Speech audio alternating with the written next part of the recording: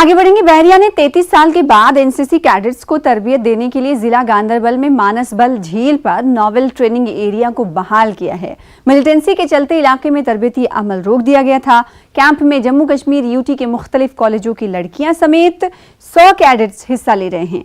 शुरका ने इस इलाके में तरबियत फराहम करने पर खुशी का इजहार किया और क़याम ताम के इंतजामात पर भी इत्मीनान का इजहार किया।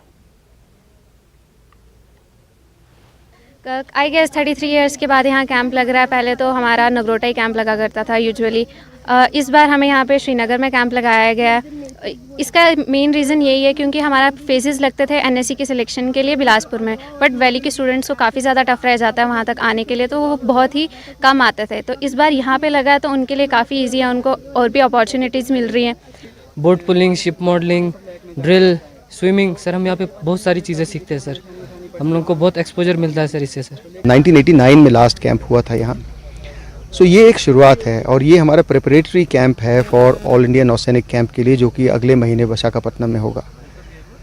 आने वाले दिनों में हमारा इंफ्रास्ट्रक्चर और अच्छा हो जाएगा यहाँ पर, और हम कैंप की स्ट्रेंथ भी बढ़ाएंगे अपनी 100 से 200, 300 तक, 400 तक ले जाएंगे।